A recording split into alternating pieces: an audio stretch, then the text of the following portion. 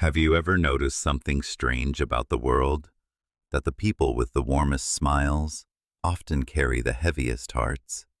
That the ones who check in on others, who listen deeply, who forgive easily, are usually the ones who sit in silence, wondering if anyone would do the same for them?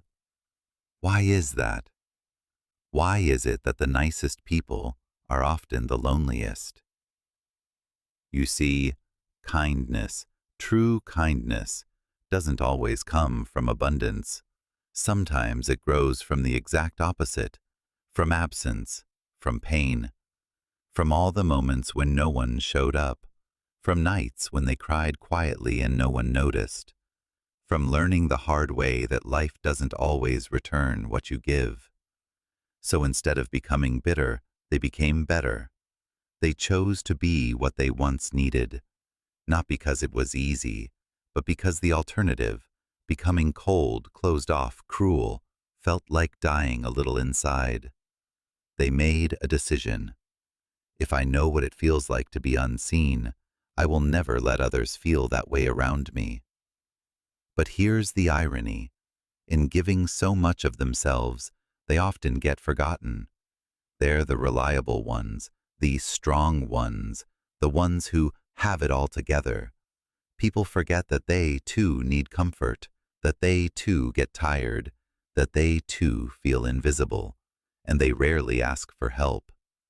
Because somewhere along the way, they were taught that needing something made them a burden. So they give, and quietly break, hoping someone will notice without them saying a word.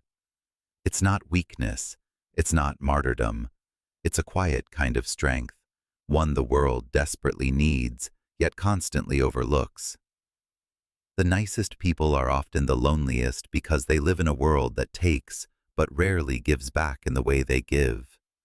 And when you love deeply in a world that's grown emotionally numb, it can make you feel like an alien, like you care too much, like maybe something's wrong with you for loving so hard. But there's nothing wrong with them, and there's nothing weak about kindness. In fact, kindness in this world is rebellion. It's swimming against a tide of ego, distraction, and self-protection. It's looking someone in the eye and saying, "I see you," even when no one else bothers to look. It's remembering birthdays when others forget. It's staying after the party to help clean up. It's texting first even when they never text you back. It's showing love, not because it's returned, but because it's who you are. But being that person comes with a cost. Loneliness isn't always about being alone. Sometimes it's about being surrounded and still feeling unseen, still feeling misunderstood, still wondering, would anyone love me if I stopped being useful? The nicest people ask themselves this question more often than you'd think. Take that away just for a day, and the room suddenly gets quieter. But here's the part that matters most. If you are one of those people, the gentle ones, the overthinkers, the ones who check in on others and get silence in return, please know there is nothing wrong with your heart. You are not too much. You are not too soft. You are not unlovable. You're rare. And your pain doesn't mean you should change. It means the world hasn't caught up to your depth yet. Eventually, you'll find others like you, people who don't just take, but pour back into you, who see you without needing an explanation, who love you not for what you offer, but for who you are, quiet, complex, beautiful. But until then, protect your heart. Don't dim your light to fit into dark places. Don't become what hurt you.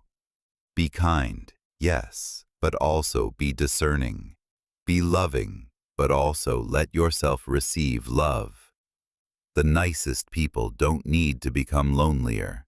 They need to be met with the same care they offer the world so effortlessly. So if you know someone like that, someone who's always checking in, always listening, always lifting others. Take a moment. Send them a message. Ask how they are doing. Because the truth is, even the strongest hearts get tired of beating alone.